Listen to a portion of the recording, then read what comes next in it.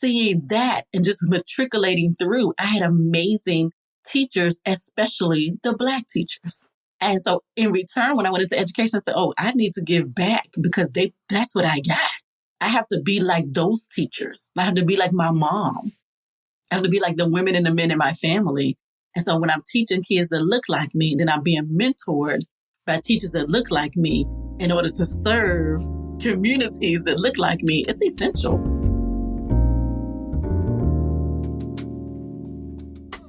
Welcome to The Exit Interview, a podcast for Black educators, where we, Dr. Asia and Kev, delve into the crucial but often overlooked conversations surrounding the retention of Black educators. While the spotlight shines in recruiting efforts, we turn our focus to the stories of those who've left the field of teaching. The Exit Interview aims to spark dialogue among school district administrators, school unions, families, educators, and anyone else passionate about fostering a more inclusive and supportive educational environment. Join us as we elevate these narratives, shedding light on the challenges faced by Black educators and provide invaluable insights for the future of education. Welcome to The Exit Interview. Welcome back to another episode of The Exit Interview, a podcast for Black educators. With me, Asia Lyons, here with another fire guest, always the best guest on our podcast. Today, we're with Benita Gordon. We reached out to each other on LinkedIn, and I was just saying before we got started, I think we put this time in the calendar, could have been like 2-3 months ago, because she's busy. And so she's finally on the episode, and we're just really excited to have you. Thank you for being on our show. Thank you for having me. Yes, we booked this 2 months ago. That's how you know people are busy and booked. It was like, yes, on here, definitely wanted to come on the Exit Interview, specifically because it's a podcast for Black educators. And that is me. Yeah, well, I mean, we're going to just go ahead and jump right in because I love all the details and I love the chit chat. And of course, our guests want to know everything. So let's go ahead and get started. Tell us about your decision to go into education.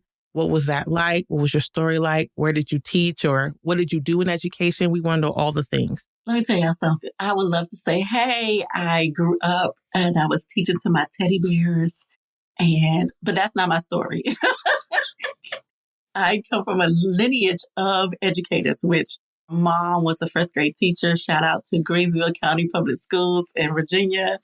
My grandparents, aunts and uncles, cousins were all in education, friends' parents. And I was like, I don't want to be poor. Like, I don't want to. That's not the income I want. And so I was a nursing major. I applied to Old Dominion University, Hampton University, Norfolk State University, HBCUs is where we attended for undergrad as a nursing major. Did not want to teach. Got into Hampton University, the best HBCU there is. I won't debate it. I'll debate your mama.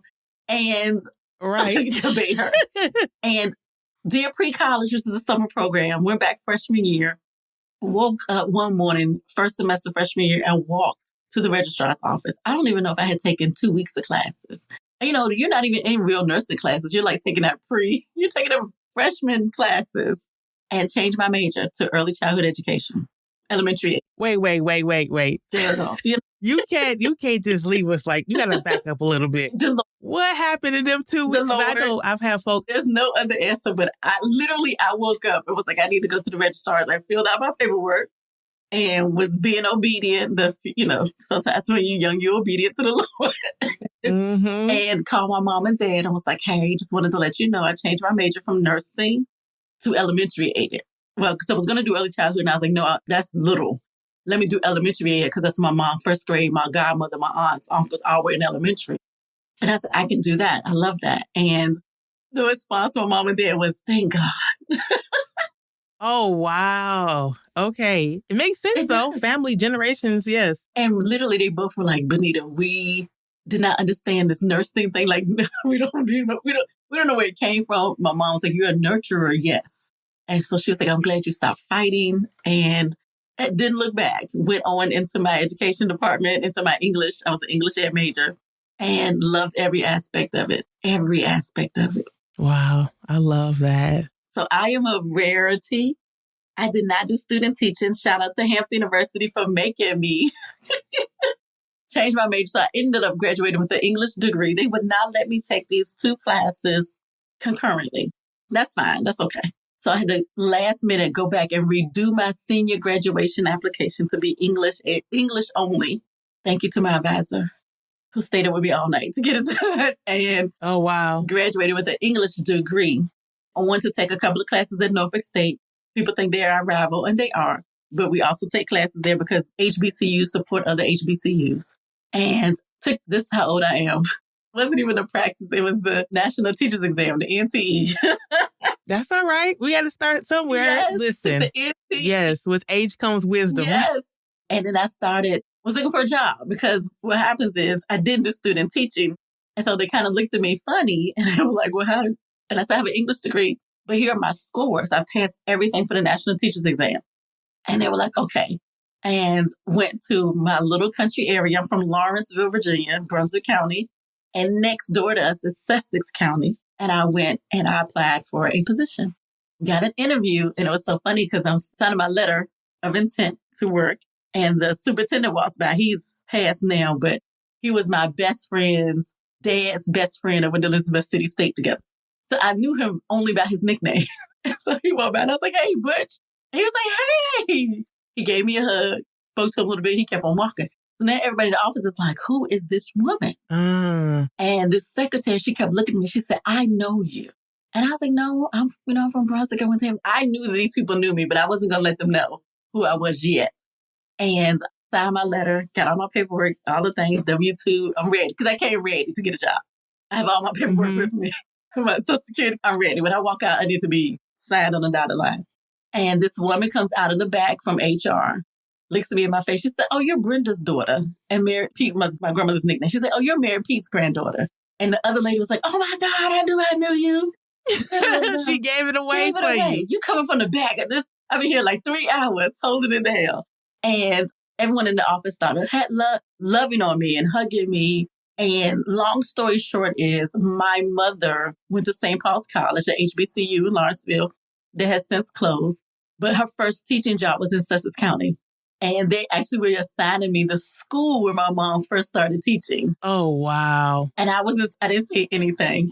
And I said, oh, I want to teach kindergarten. And I'll never forget the lady. She was assistant superintendent at the time. She said, I am so sorry. She said, but we do not give first year teachers kindergarten or first grade. You can have second or third grade. And I said, why was that? Well, I'm a first year teacher. You're not ready. You're not ready for kindergarten, baby. You're not ready for first grade. Oh, because you're doing the building foundation. Interesting. I'm ready. I wasn't ready. Can we pause on that, Benita? Because I've never heard of that in my life. No, ma'am. And I totally agree. Now that you're saying it, I've heard that folks will not put first years or firsters in third grade because of testing. True. But I had never heard of not putting folks in kindergarten and first because the students in the building blocks, which it makes sense. Yes.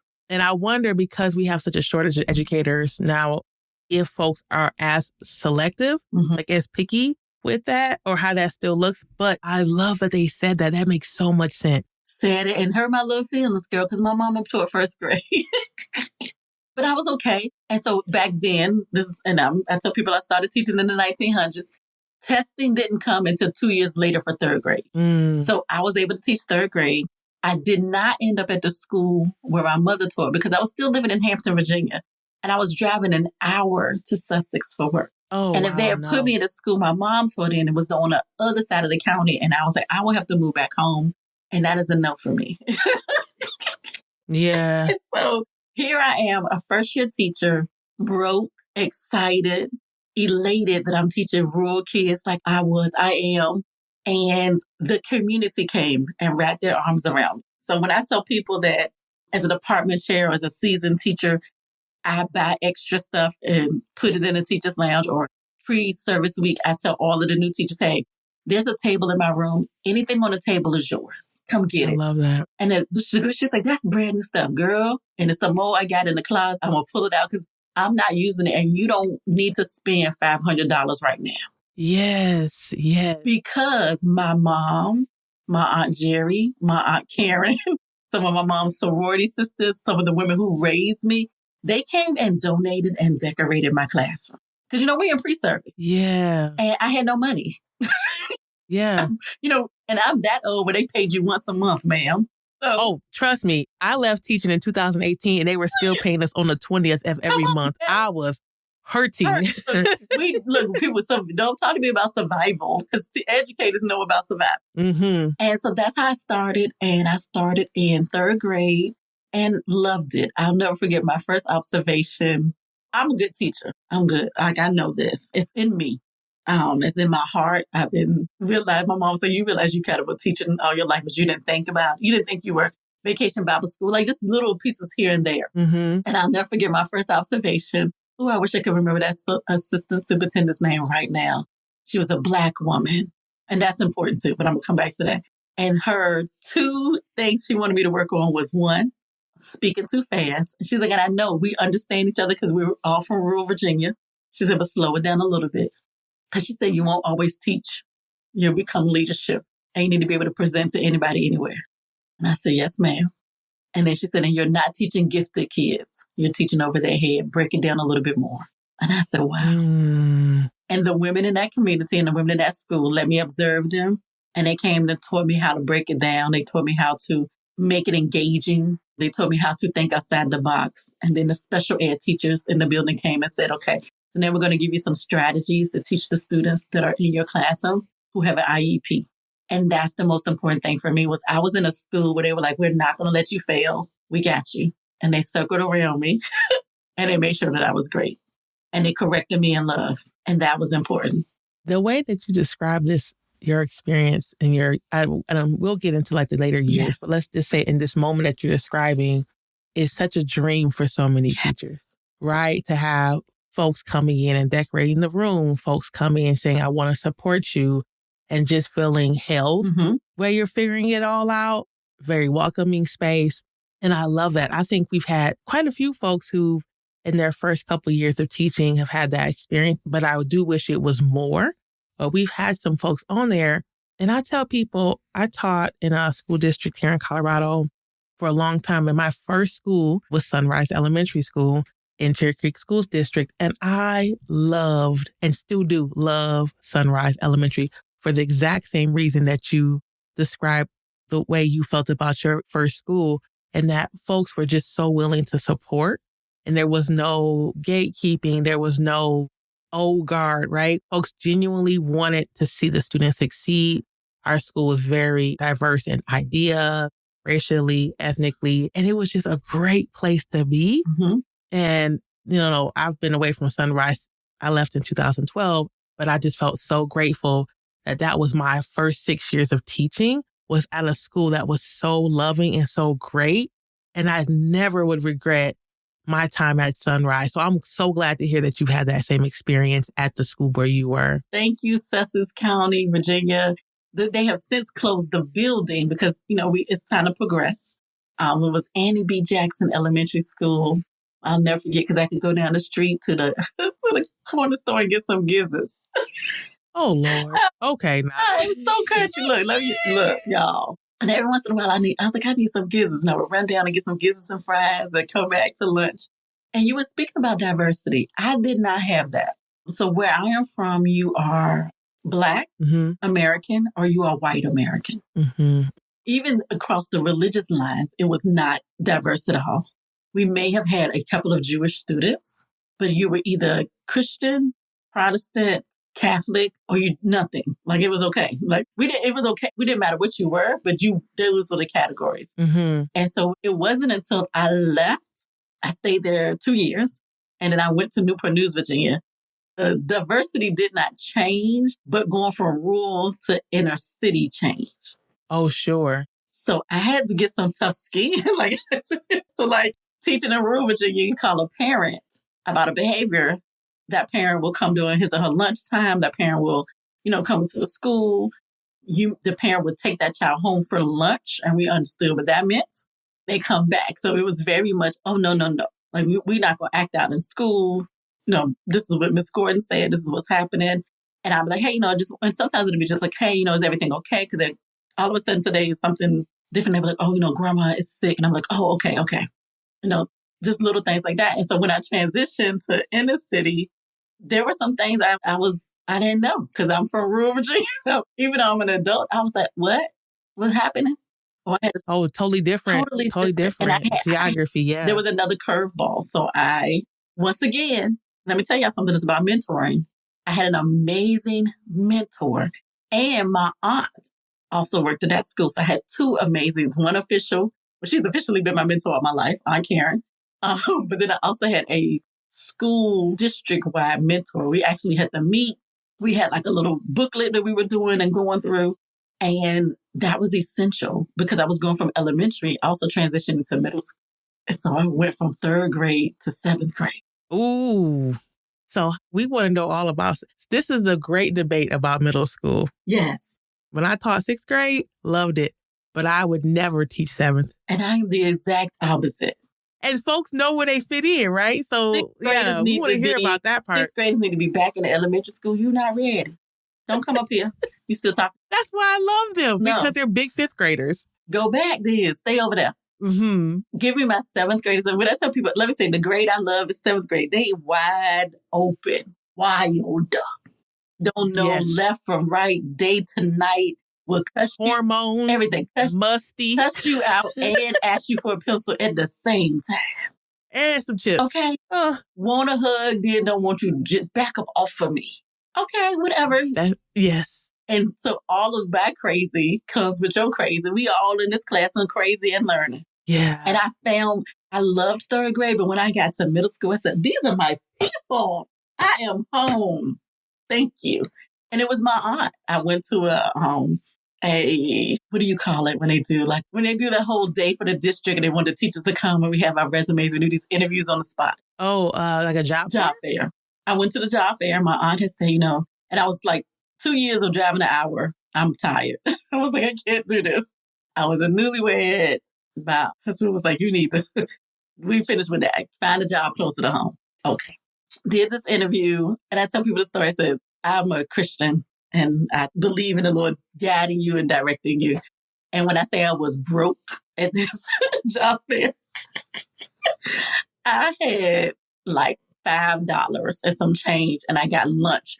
People left for lunch. Yeah. I got a soda and some chips out of the vending machine and was just sitting there. Because, there's no laptops. Our cell phones not like they are now. So you just sit there and I'm watching people. And I'll never forget this principal that I interviewed with that I thought I did a horrible job. Walked up to me. He said, I've been looking for you. I said, you looking for me? He was like, yeah, follow me. And, at job fairs, you get to the second room. So the second room is the room they offer you the job. Get there, fill out the paperwork. And then I leave the job fair because I've done all of these interviews that I wanted. And I leave the job fair and I had interviewed for middle school in my aunt's school. So she called me. She said, did you interview for my school? And I said, yes, ma'am. She said, well, the principal really wants you. But did you sign with the elementary school? I said, oh, yeah, I signed with the elementary school. She said, no. Oh, wow. She said, no, throw that in the trash. Erase. It's out of my hands because now that's on the district. So my principal of the middle school went and called somebody at HR and was like, snatch that application and her letter.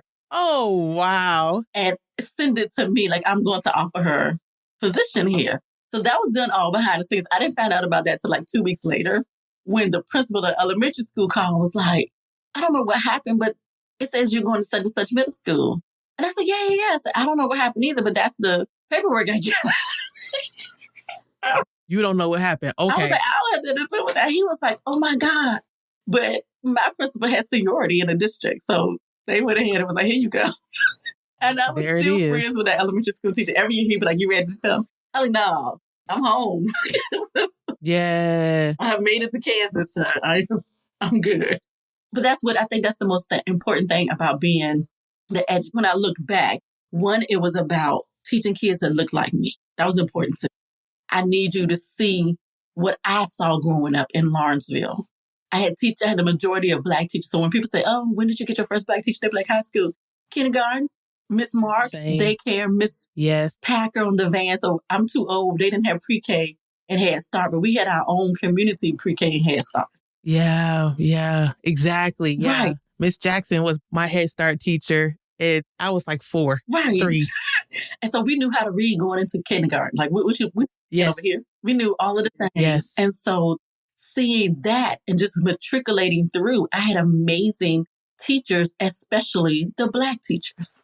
And so in return, when I went into education, I said, oh, I need to give back because that's what I got. I have to be like those teachers. I have to be like my mom. I have to be like the women and the men in my family.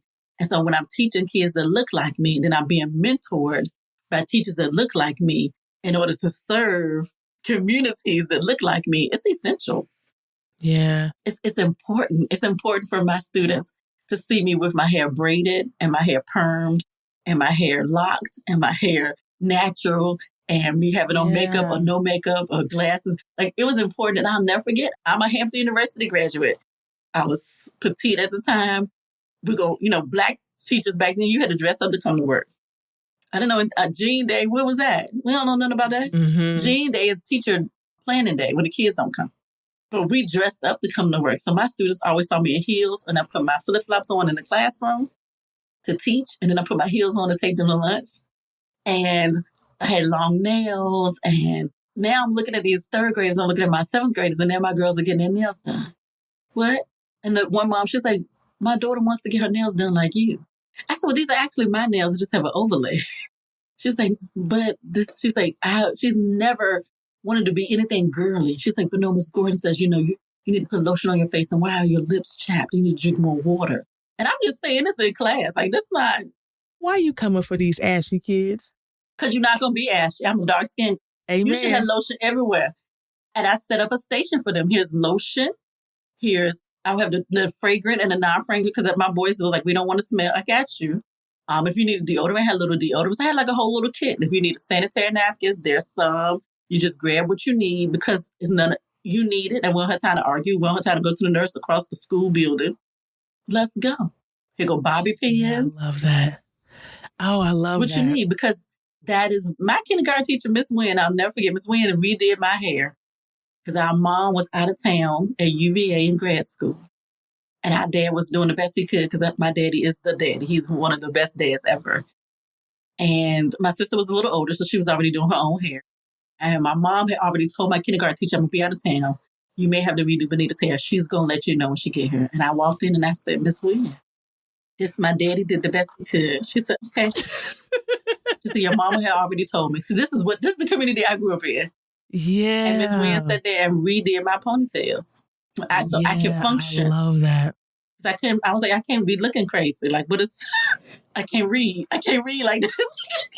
Yeah. I think when your students feel good, when you feel good, everything just flows better, everything right? Flows. When you're full, when you're lotioned up, when you grease down. Come on, man. Yeah. So you mentioned third grade and seventh grade, but then a while back you talked about being in a position of leadership. Yes.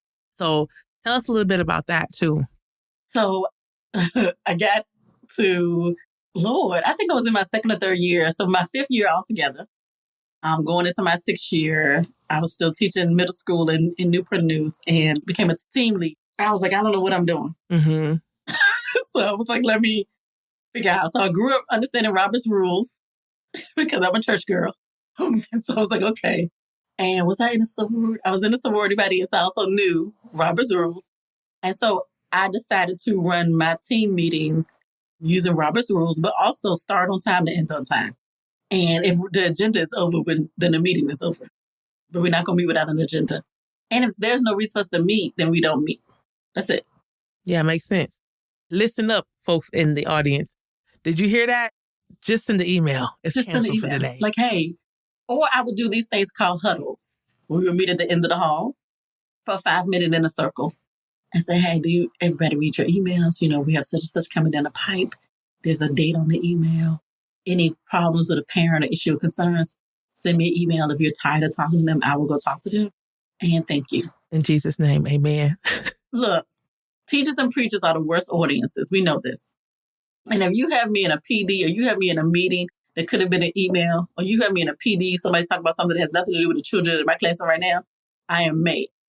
And you are wasting my time. So I don't believe in wasting teachers' time because it is precious to them. Yeah, I love it. And I'm like, okay, thank you. And if my door is open, if you want to come in and have a one-on-one, go. And as I went up in leadership, I had great leaders. So I had amazing assistant principals. I had amazing principals who were like, we see the leadership in you.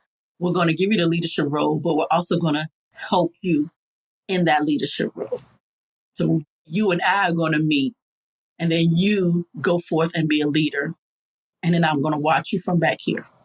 I love that. And So how long? That's essential. Oh, go ahead. No, I was just saying that's essential, because we talk about gatekeeping. It's so crazy because I'm going to be so honest with people. 25 years in, my last 5 years are the first time I started seeing gatekeeping. One, I think it's my personality. I'm a maverick. I don't know who you're talking to. I don't know what you're talking about. You're talking to me crazy. You got the wrong one. That. And two, my parents raised us that no, when you're working, just because that person said no doesn't mean no for the whole thing. Who are they to tell you no? Like, they might just be no for that part. What's another part? Yeah. And so that's how I've always been as an educator, like, so you want us to read books. And on my teacher thing, it says suggested titles.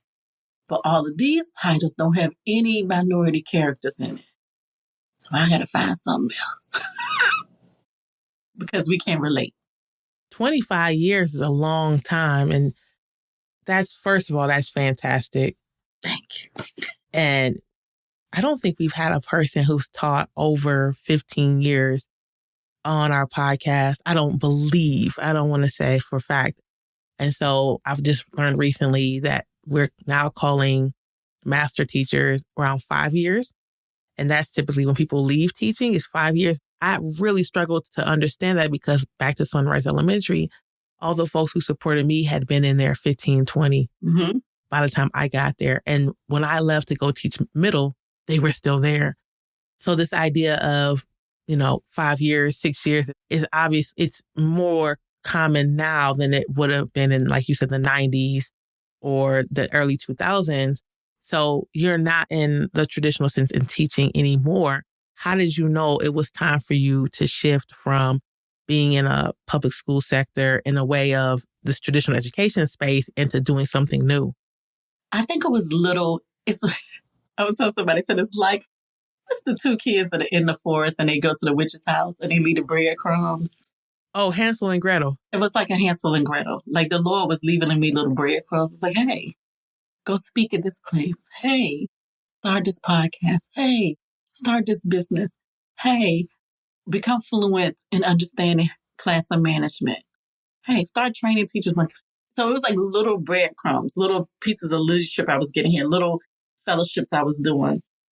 And then I was also observing. I can't teach the way I wanted to teach. So the way I started teaching in 1998 and the way I had to teach in 2008, wait a minute. Wait a minute now. Because who are you talking to? Like this, even what you're asking me to teach and the time frame you're asking me to teach it to the students that you're giving me to teach makes no sense. And I was a turnaround specialist. I'm in Title I schools. The majority of my students, 85% of my students are reading at 2 or 3 grade levels behind. What are you talking about? And then you trying to come in here and tie my hands on how I need to teach. So all of those little breadcrumbs that the Lord was like, hey. And I was like, no. And I'm fighting it. No, I know where my check coming and my insurance pay. I'm trying to retire, Jesus. And he's like, okay. And then I went to a school because I'm a turnaround specialist. So my resume looks like I can't keep a job. And I was also a military spouse. But if you go into a school to turn around, if you can't do it in 3 years, why are you there? And so I stayed in school 2 to 3 years, helped with the engagement, helped rearrange some things. And then I would go to another school. Did you do this as a principal? No, I was a teacher leader, or I would come in as a dean, or I would come in as a department chair. So say you may have, but a lot of times what happens is they would say, hey, we have a lot of TFA. We have a lot of second career changes. We have a lot of brand new teachers. We have no teachers that have seniority. We have no mature teachers. We need you to come in. We need to hire you, be team lead, help the new teachers, mentor, guide, all of the things. So you're a teach, but you're also department chair. Or you're the dean, but you also need to teach a social studies class. Oh, wow. Okay, got it. And so I would take those positions and I would say doing that. And I always tell people, at one point, There's several things I think teachers need to do. One, you have to leave that school and go to a different school because you need to see how things are done a different way. And two, you need to get some type of administrative position, whether you're a dean or a department chair, where you can have meetings with administration and see what they're under to understand why you're under this. Because then as a teacher leader, I'm the liaison between the administration and the teachers. And I can say to the teachers, hey, look, this is what's coming down the pipes from the district, from downtown, from the superintendent. So this is what our principal has to do. In return, this is what we have to do as educators. And some of this is voluntold and some of this is you got to do it, period. Yeah. And so those are the things that we have to go back and understand. Now, do we have to agree with it? No. But we also have to understand the politics of education and the business of education. And so that's what I would try and go back to my teachers and say, okay, so the politics and the business of education says that we have to do this, this, this, this, and this. I've already started it, or actually I've already done it. I need you to review it. And so as a leader, a lot of times for my teachers, I would take the weight and handle it because they're teaching. But I learned that from good leaders. And so now you're looking at, okay, Benita, you're in this leadership. How do I impact more students and impact more teachers with support? Well, now I have to step out of the circle. That's what led me to coming over and starting Global Education Concierge. I had to step out. So I have to come over here to the right and then say, okay, I can support this circle with all of these hands and support more teachers. I can work with edifying teachers. I can have a contract with this group over here and come in and teach and support and organize and strategize and say, hey, I can work with transitioning teachers. Are you really ready to quit or do you just need to take a break and not teach summer school? Or do you need to change districts or do you need to change schools? Do you need to change grades? Yeah. So you're right ahead of me with questions. I'm going to ask you all about the work that you're doing. And I know that our folks want to hear more about it. But before we go there, you jumping ahead of me. I want to know, we're talking about a teacher shortage in general, Black teacher shortage for sure. And there's a lot of conversation around recruitment, putting money towards recruitment, on and on and on. But we don't hear a ton about retaining our Black educators. Based on what you've seen over your 20 plus years in education in all these different spaces, right?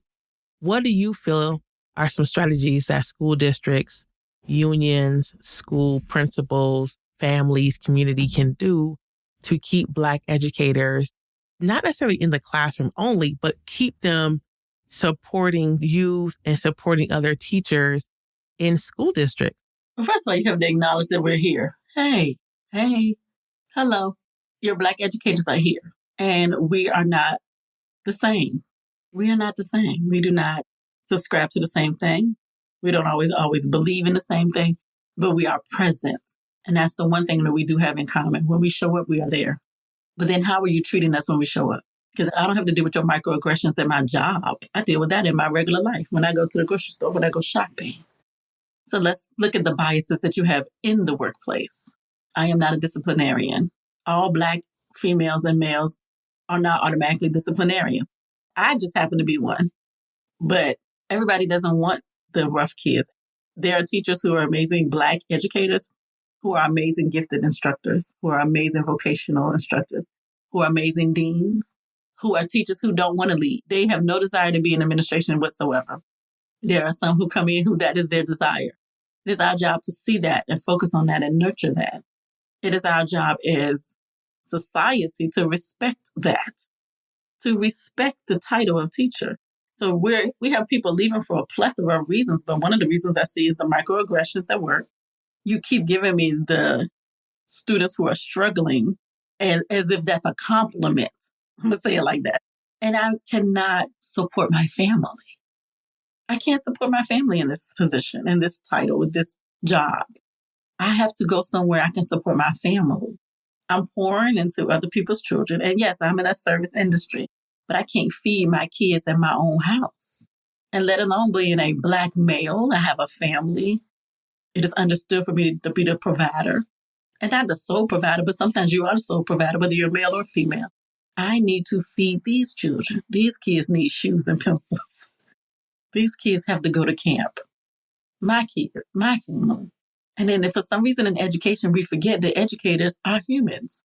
And most educators, 70% of educators right now are parents. But for some reason now, all of a sudden, like I'm looking at the thing now, you want me to show proof that I went to the doctor? I will not.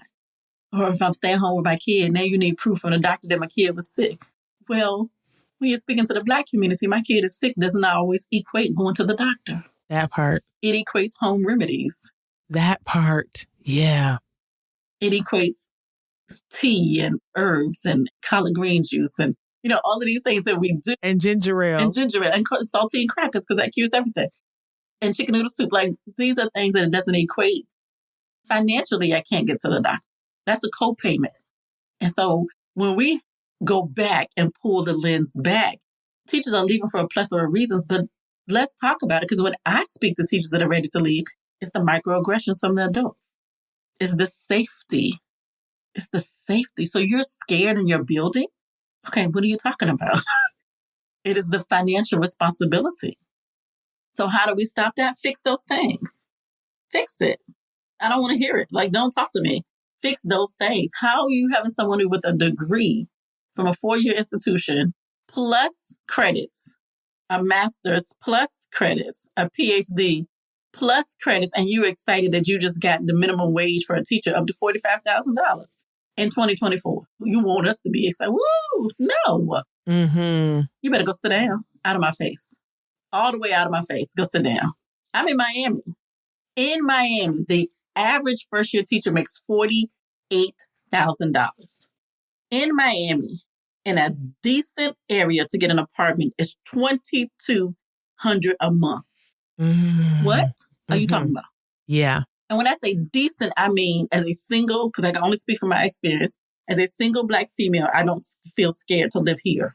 Right. That part. Okay. And I have a car note, and I have car insurance, and I have rental insurance, and I have student loan payments. Oh, we didn't ignore that. We ain't got there yet. Student loan payment. What is that, girl? So I'm broke, but I'm a professional.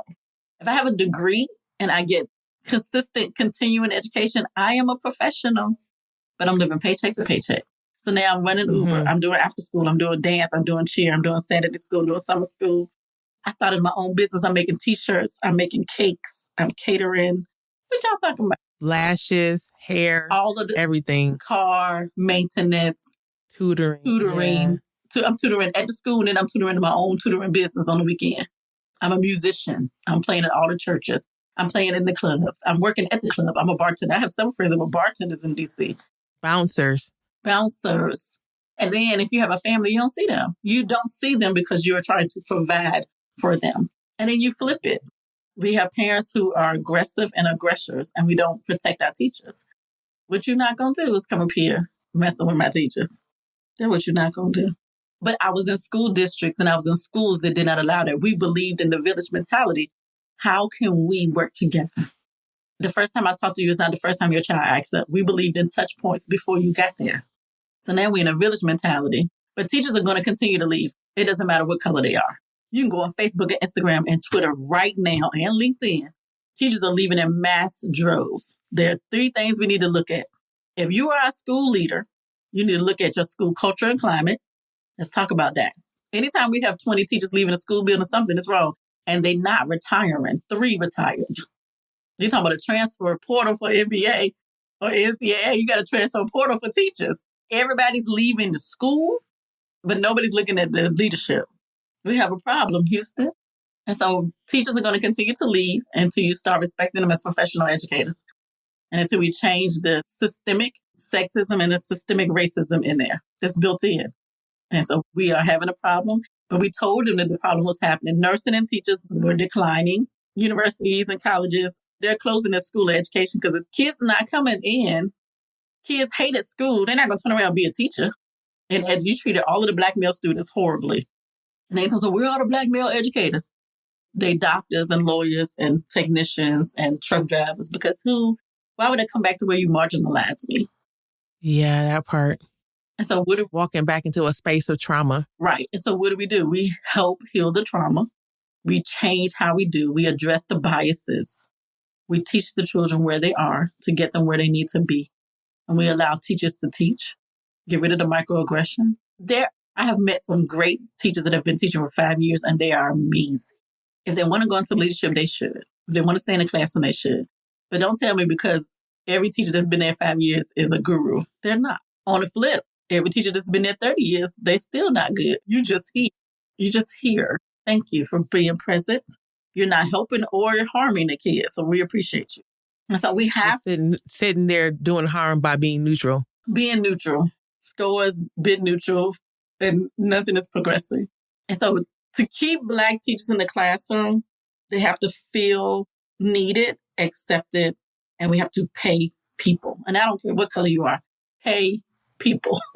Somebody said, what's your pronouns? Pay me. That's my pronoun. Pay me. Mm-hmm. Because I have teachers are retiring and then getting another job. Not because they want to.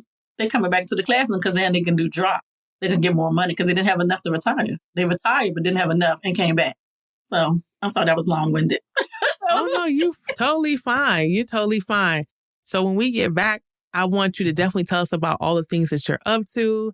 My favorite part of the episode is always the second part. And we'll be back after this commercial break. Hey there, beautiful people. It's me, Dr. Asia. Before we dive back into our conversation, Kev and I have something exciting to share with you. Are you a dedicated Black educator or support Black educators? Well, if so, we've got some great news for you.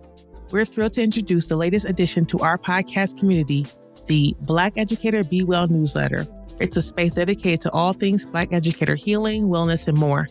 We believe that taking care of our Black educators is crucial, and this newsletter is designed to do just that.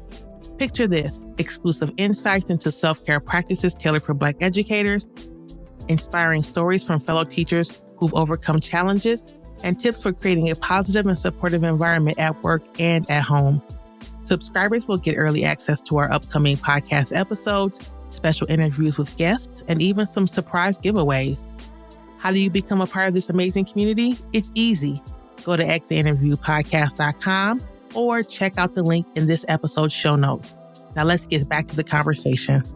All right, welcome back to the Exit Interview, podcast for Black educators. We're with Benita Gordon, dropping all the gems today. We're getting into the second part of the podcast, my favorite part, where we start out with my favorite question, perhaps, which is there a teacher, and I already know the answer to this question, but is there a teacher that you would like to shout out on the podcast? Or for you, how many teachers would you like to shout out on the podcast? Go ahead, shout them out. That taught me or worked with me. Let's do that. Your choice. Oh my God. So I'm going to shout out every teacher that was at Tatera Elementary School, home of the Indians, because we from rural Virginia, leave us alone, that taught me, and my sister and my brother, because it was 3 of us. Tatera Elementary School, James Solomon Russell Junior High, and Brunswick Senior High School in Lawrenceville, Brunswick County. Shout out to all of them. Every one of them, the ones that kicked me out of class. Mr. Jones, who kicked me out because I stood on top of the science table because somebody dared me to touch the ceiling. And he didn't yell or scream. He walked back in. I had touched the ceiling. My finger was literally on the tile. And he simply said, Benita, and I said, oh my goddamn. And I said, you want me to go to the front office or you want me to go to guidance? I love it. Like, I accept it. Where you need me to go? Left or right? Because it's not even an argument. Shout out to my librarian. And I can see her. I can see her son because her son would just oh my gosh. Her son is Whitney. Miss Robinson. My librarian, Miss Robinson. I was telling somebody the other day. So let me tell you something. I didn't realize I was a nerd until I got to high school. And I accepted. I don't care. But I was also an athlete because I was cheered, played tennis. So I was those nerdy, geeky, athletic girls. But I would stay a lot of time. Now think about it. I spent a lot of time in the library. I spent a lot of time. And she would give me books to read. Maya Angelou. And one in the middle is The Green Kangaroo. And I realized now that she was giving me books that were about my personality and about me being a middle child, about me being, I came out wild. I was born. My mom was like, you came, no epidural. You was here. I came out screaming. You don't have to pop me. You don't have to do that. Doctor was like, she here. And I now look back and she was giving me books about Black women, about greatness, about speaking, about finding yourself in the middle of all of the things, about being different and unique. And I look back now and I'm like, oh my God, like she set me up for success. Just being a librarian at Terra Elementary School. I haven't been in a minute, but it was a beautiful library from back then in the 80s, like top notch library. And yeah, every teacher that touched me, every teacher that corrected me in line, because I was that child who had the desk beside the teacher's desk because I was wild. Not because you one of them. I wasn't misbehaving. Oh, you was one of them. I was one of them. I didn't misbehave. I wasn't disrespectful, but I was just like, I'm finished my work. Let me go help these kids over here. And she's like, no, ma'am. Go sit down. One of those great student, but talks a lot. I can pull them out. I'll pull out every report card. Every report card. And even in high school and college, my professors at Hampton University, Dr. Gilchrist, just being there and saying, hey, this is what you're going to do. This is how you're going to do it. The women who initiated me into the Alpha Kappa Alpha Sorority Incorporated Gamma Lambda Omega chapter on the campus of St. Paul's College were women who were my teachers, who I looked up to. And I was like, oh, I'm about to be their sister. So all of that, shout out to all of them. My best friend's mom, Miss Bland. Oh my God, Miss Owens, Mr. Thompson. Some of these people have passed away, but my friends, their kids listen. Oh my goodness. Coach Dawson, Coach Red. Coach Red, I tried out for softball. And Coach Red said, get off my field. Oh, dang. Because I caught with my left hand and I would throw my left hand. Go, you can't do that. She was like, why are you out here chilling trials the next week? Yeah, come back in a week. And I did. And I made the squad. Look, because you got to have people to direct you. My dance instructors, Girl Scouts, like all of those 4-H. Mm-hmm. So all of those teachers, because when you say teacher, to me, that's outside of the community. Yeah. Teachers, for sure. Just Vacation Bible School, Little Shallow Baptist Church, even the First Baptist down the street. Oh, Miss Mark's sisters. Oh my gosh, I can see that. And Saritha, they ran the rec program. They ran a reading program at our recreation center in the basement. So upstairs was like the pool and then all of the things. And we went downstairs to the basement. It was still nice and clean and warm and cozy. And they taught us how to read and how to speak. So when I tell you I was raised in a village, I was raised in a village and it was safe. And that's how I do my classroom. So my classroom was always my safe zone. And as a Black teacher, it was important for me to accept all of my students, especially in middle school. As a Christian teacher, it was important for me to love all of my students, which means I accept them. And so I would always make my room a safe zone. I'm always going to have a cozy corner. I'm always turn the lights down and have lamps. I'm always going to try and make sure it smells good. I'm always going to give them a moment to just breathe and be. I'm always going to say, like one of the students, he said, I changed my name. And I said, right, but I don't do nicknames. And he looked at me, he understood, because I understood what he was saying to me. But I also want him to understand that this is a safe zone. But these are the rules. I don't do nicknames. And so you changing your name and it's not changed on paper. Unfortunately, I can't do that yet. And he was like, got you. Okay. But see how he wasn't upset. I wasn't disrespecting him. It was just understood because it's a safe zone. But I have to follow the rules. And so, yeah, shout out to all of them. It was a village because I was wild. I still am. Yeah. So it took a village. And there it is, folks.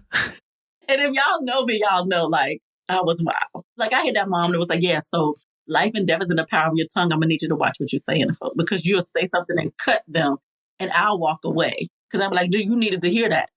She's like, but everybody not built like you. Yeah. And so being in education, I have to learn how to say things to colleagues and my students. I can't say politically correct because I still was probably wrong. But I was like, look, what we're not going to do or what we're going to do. And a colleague now, she was one of my mentees and she would say, you would volunteer us. I said, what? She was like, you would volunteer us. She said, you would want us to lead a lesson though. I always want them to lead the agenda. I don't have to be the lead every time. I do the agenda. You run a meeting. Everybody needs to learn how to run a meeting.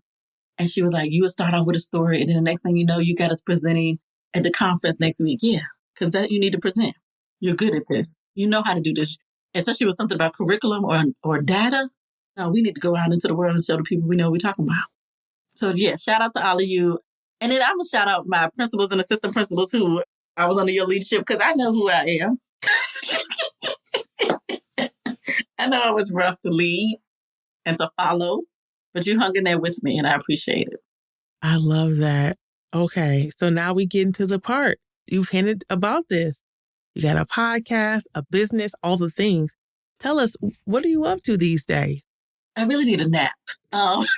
Listen. I need a nap. No, really. Amen. So I have always been a maverick. I love to revolutionize things. And so I started Global Education Concierge. I taught overseas. I lived overseas.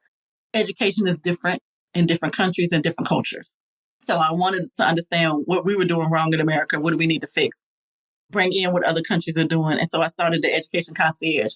That business is threefold. So we work with parents from the beginning to the end. So I had a parent reach out. They have a child that's autistic. They do not believe the school system that they're in currently is beneficial. They want to look at innovative education. Okay, let's go. Oh, I have a teacher that's teaching now. I have several that reached out. Hey, I want to transition out of the classroom. Okay, let's talk before you do all of that. Because I think let's go through these steps. So I'll help them engage with them from the beginning to the end. And then I'll have educational institutions. So it might be a school district, another micro school, a conference. They say, hey, Benita, we know that you're good and this is your guru. This is your zone as genius. Can you come speak here? We're inviting you to come speak here. Can you do a proposal? Let's see if you're going to fit in this conference. And so that's what Global Education Concierge is. We are a full service concierge about education. That's what we do. Love it. And then in the midst of that, as I was transitioning out, I said, I need to start a school. Because why not? Put something else on my plate. And so we started during COVID. GGEC Academy was online. And then we have transitioned to Miami Micro Learn Hub, where we are a micro school for tweens and teens, where we revolutionize education. So we know the kids hate school, but we don't want them to hate learning. So we allow parents to transition them out of the traditional classroom into our non-traditional innovative classroom setting. We have personalized learning. So we focus on entrepreneurship, project-based learning, and we focus on the basics, the foundation of education. And we help build them up that way. And we will open in September. We might open a little sooner. I see some things working, but we open in September. And so let me be clear, because people sometimes get us confused. You pay for us. We are a private school. You pay because we are our company. But I have parents who are excited about it. It's tailored education. Our max full-time is 25 students. That's it. No more. It's a whole class. But they'll be ages from 10 to 17. Possibly an 18-year-old will come in. We have one or two that we're looking at credit recovery. And then how do we get them into the community college atmosphere or progress into where they need to be? They're missing some things and they don't want to drop out. So we're able to bring them in, allow them, give them time to finish, and then help them matriculate to the next level. And then we do the podcast. The podcast came before everything because I like to talk. And I was tired of people telling me, I can't find any Black educators. You're new, DVD, shush, shush. And I found them on LinkedIn. And so we slide, like we did, we slide into people's LinkedIn DM professionally because we talk about business. Mm-hmm. And I asked them, hey, I've been and I track them and I vet them. I know that's what you did with me. Track them and I vet them. And we say, hey, do you want to come in and do a podcast session? Hey, I've been looking at this. You're disrupting education this way, because that's what you do on your podcast, the exit interview. You're disrupting education, but you're also giving people the information to disrupt, but also to rebuild. Yeah. And that's what I do. And I'm the middle child. I have an older sister who has 3 amazing nieces and nephews for me to help raise. I have a younger brother who has 1 amazing niece that I help raise. I have a brother-in-law that I've known since I was in 7th grade. And our dad is still alive, crazy. I am his child. So got it, honest. Yes. And I am single. So I am single and we're dating with purpose. So if you're not trying to holler at me for real, don't holler at me. I'm here for that. Because I was previously married and I got married young and then that marriage ended. And so I'm single and I love to travel and we'd be out. When my out in the streets is not like the young girls out in the streets. Like I'm out in the streets at a conference, at a convention, networking, brunching. So, daytime events. Daytime events. I mean, we do some nighttime events too, but that's like we're dating. Like we're dating. We're not out here in these streets. And yeah, and I love it. I love social media. So I'm one of those vintage, what do they call me the other day? Vintage teachers, vintage educators who feel that it's necessary for me to learn ChatGPT and AI, and I need to understand how social media works, and I'm going to keep my ear to the ground with lingo and slang. And I love Glorilla and I love Glory, Glory, Hallelujah. Yeah, I love that. My playlist looks crazy because you're going to hear some Kendrick Lamar, and then you're going to hear Prince, and then you're going to hear Mahalia Jackson, and then you're going to hear some Sexy Red. Like, I'm going to listen to it all. Yes, I'm not bad. So wait, you going into my last question, which is what is bringing you joy these days? So tell us, what's bringing you joy? Let me tell y'all something what's bringing me joy. It's going to be so crazy. Pickleball. Okay. Wow. So I had put on some pounds, because when you get older, you put on the pounds. You be like, wait a minute. It takes a little longer to get them off. And so I realized the other day that, girl, you can't get in these jeans. So I need to start working out. And let me tell you how I play with like old men, like these old Caribbean men. I love them. This is my crew. When I say old, they're like retired 60 plus. Sure, yeah. 55 plus. And I play pickleball, and we joke and we laugh. I'm not ready to go to the next level yet because I need to be a little bit more consistent. That has been bringing me joy. Seeing my nieces and nephews become grown. I have a 24-year-old, 19-year-old, 18, coming up 17, and we're almost 3. It'll be this year. 3 will be away in college by the summer, and then 1 is at the house. And I am the joy in that. Like, the pictures come up, and Auntie cries, and prom, and just being present with them. The other day, they were like, you still can have a baby. I know. I didn't say I couldn't have a baby. I really feel like it needs to be me and somebody else, like a daddy. Yeah. Baby's daddy. That part. And I was like, but my niece sends me this YouTube interview where the Black woman, I can't remember her name right now, who adopted her son at like 48, 50 or something. Mm-hmm. And she was like, Auntie, and I said, okay, thank you. That brings me joy because it's so funny to me that y'all are concerned about me when I'm concerned about you. Yeah, I love that. And then just the friendship. And I have to say this because people think I'm a playable anomaly. I have amazing friends, and I've had them for several years. Mm-hmm. Jamila, Annie, Tanya, Tamisha, Shalay, Heather. The list can go on. It's a tight circle. We do not talk all the time, but we will send each other a message like, I'm praying, or I thought, look at this picture, or I saw this article and thought about you. Or it could be something like, hey, I know you got a lot going on. Just let you know I love you and you got this. Friendship brings me joy in my, I can't say old age, I'm 47, but these lasting real friendships. Like I tell people, my ride or dies. These were the women that when our moms and dads got sick, then we came. When our moms and dads passed, they were right there. After everybody left, they were still there. Yeah, I love that. And so that brings me joy, being a Black woman, being able to go on trips and Zoom calls and having a loving family, but also having loving friends. So I'll say the athletic part, the pickleball, watching my nieces and nephews become 4 and no more. I'm going to shout y'all out. K1, TT, K2, and K3. There y'all go. And my friendships, because they do give me life. They know a sister friend can text you. All of us the strong friend. And we don't have any, all of us are the strong friend. And so being a strong friend, the other strong friends have to check on you. And it can be like, hey, I was thinking about you this morning. I don't know what's going on. And you really don't have to tell me till you're ready. But I wanted you to know that I'm here and I'm praying, and hit me up and let me know you're good. That's it. And that is important. Yeah. Well, folks, that's a great way to wrap it up. Woo, woo. This has been another fantastic episode of the Exit Interview, a podcast for Black educators. Benita, thank you so much for coming on. Folks, if you are interested in being on the podcast or you know someone, connect us. We're on LinkedIn. Benita already said that she's on LinkedIn. Find us so we can do that good work. And we'll talk to y'all later. Bye. Bye. Thank you for tuning in to another episode. We hope that you've gained valuable perspectives and a deeper understanding of the conversation surrounding Black educator retention. As we conclude this episode, we encourage you to join our Patreon to support our work. Plus, as a patron, you receive bonus episodes, merch giveaways, and much more. Stay engaged with us on our social media, sign up for our newsletter in the show notes, take a look at our YouTube page, and interact with us on our website. Remember, the stories we've shared today are just the beginning, and your participation is vital for the future of education.